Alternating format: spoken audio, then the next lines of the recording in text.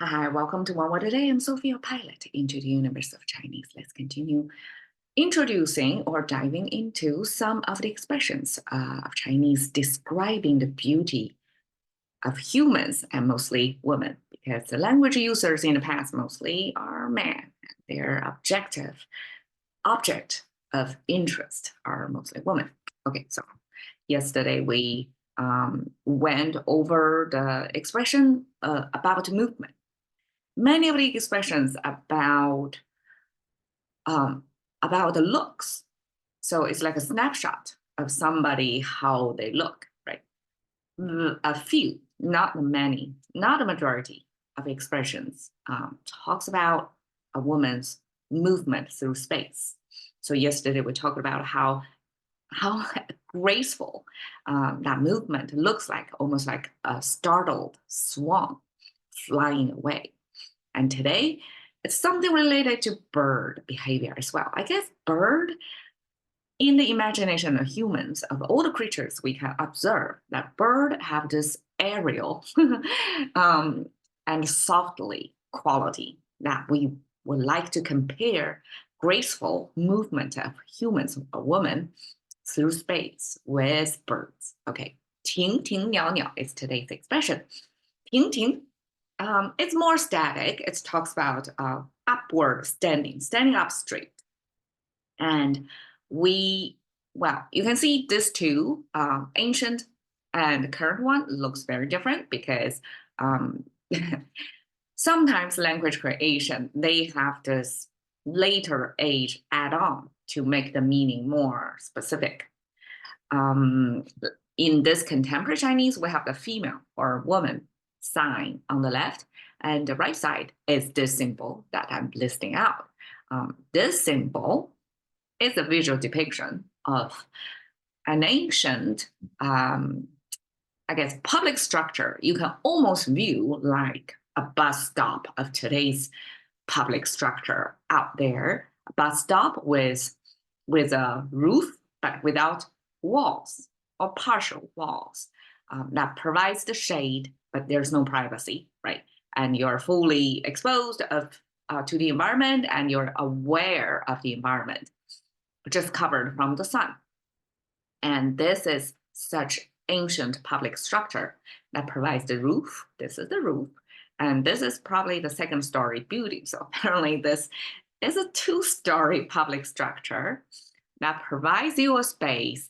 And according to this image, it looks like it's walled in, right? Because you have to have certain wall. Probably is a three-size wall in. One side is open to the public, and there's a second story so that you can go look from afar.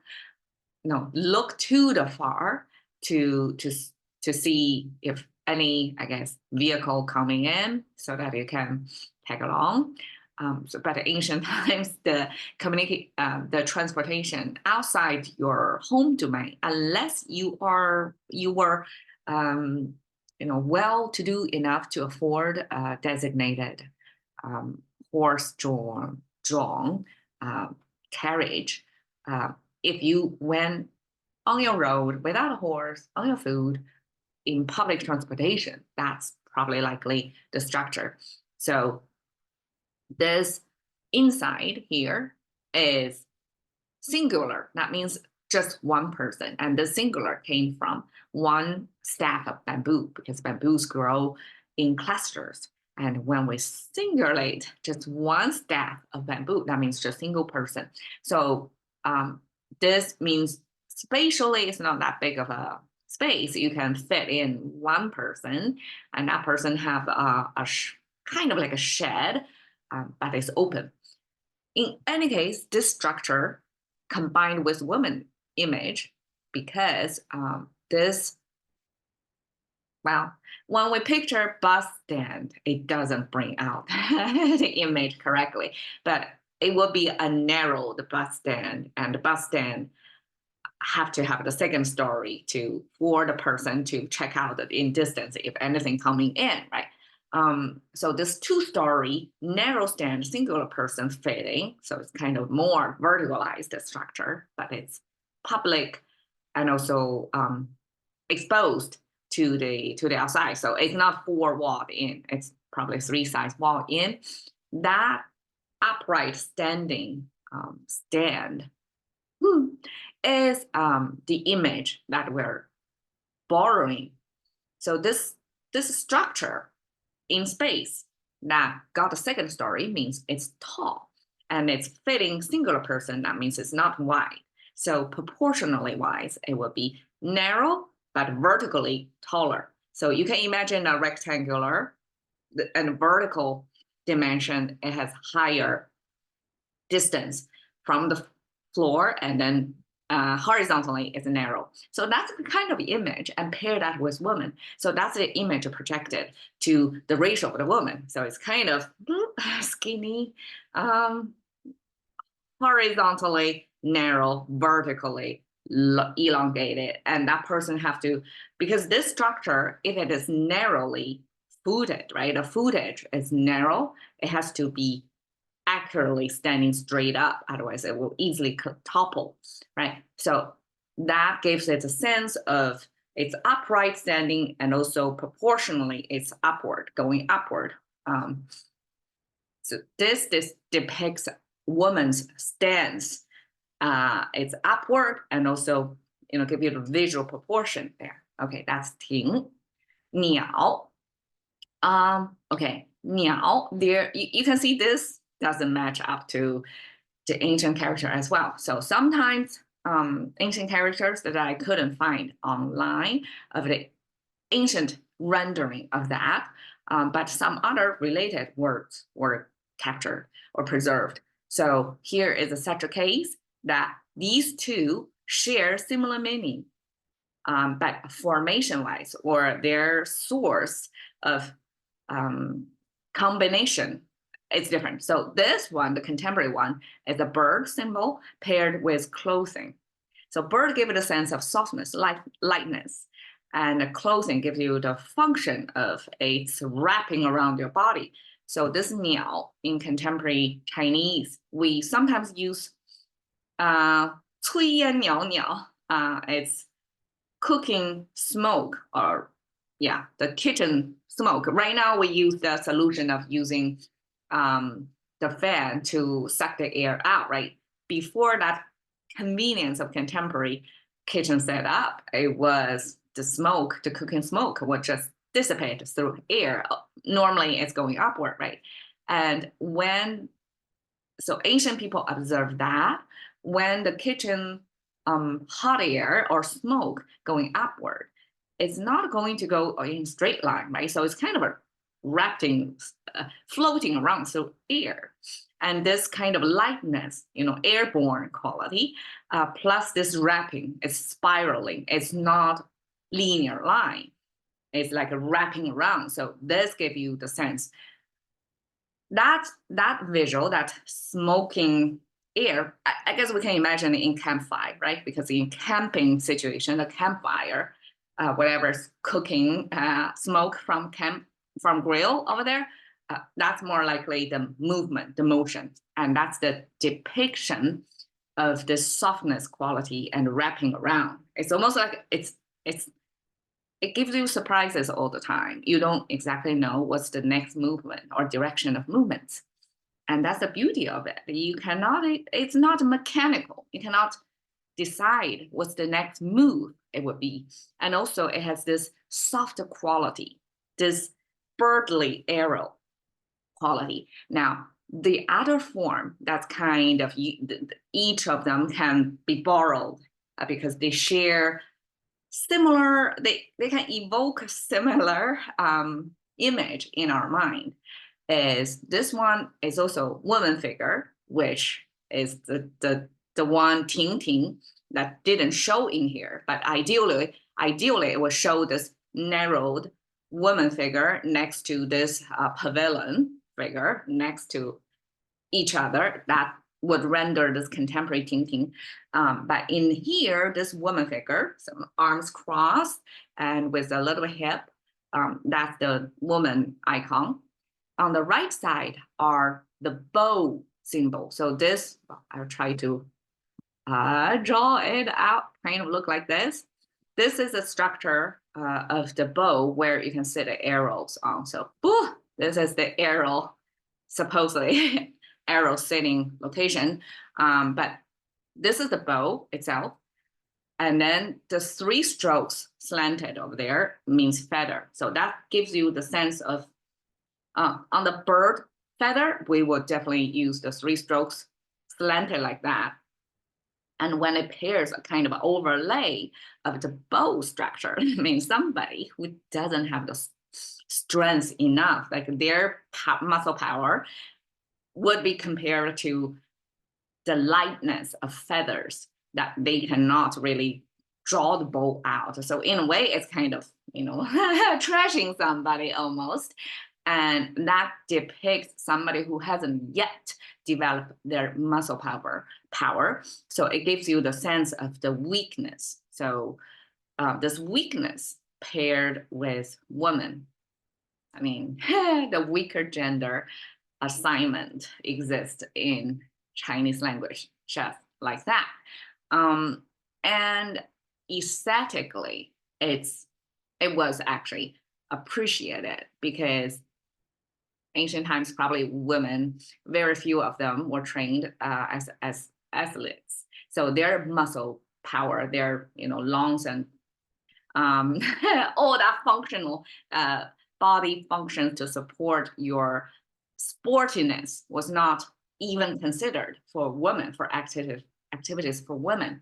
So this pairing of women and their weakness, the physique weakness was incorporated in this culture as that's appreciated as the beauty of the woman. Okay, I guess there is also this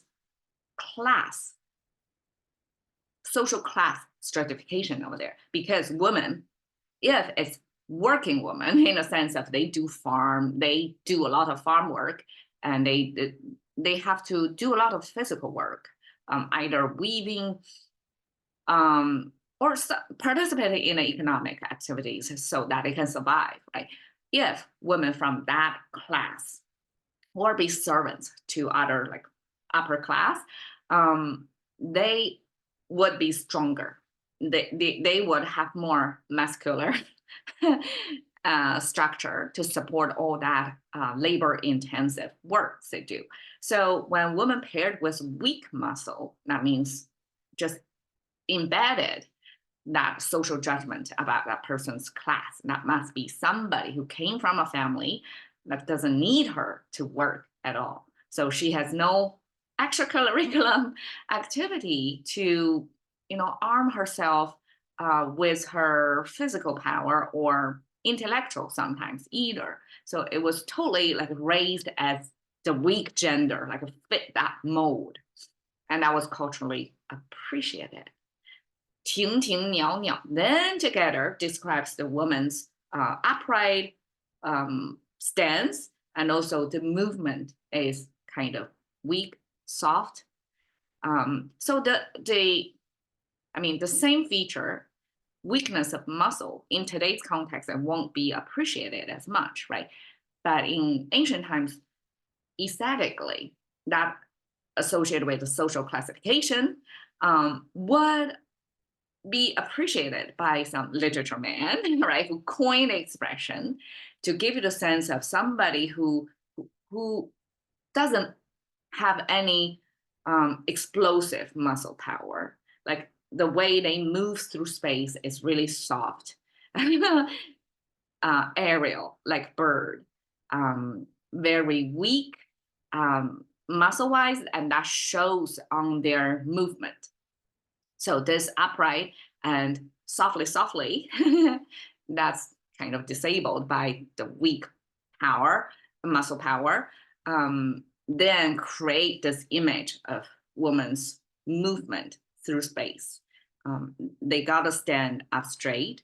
I mean, that implies they have to have enough ab and back power, right, to hold that posture, and also move softly. There is no surprising quick turn, kind of a jerky movement at all expected from women. So everything is soft, but at the same time, just like I explained earlier, almost like the smoke through the air is unpredictable as well. So that gives extra this unpredictability, and the easiness flowing through the air also gives the extra boost of how nice that feels. So this is a picture of 直此青绿, was a dance show developed a few years ago. That was I guess a blockbuster back then, and it was shown on the national annual New Year gala, and they made it into a national fame.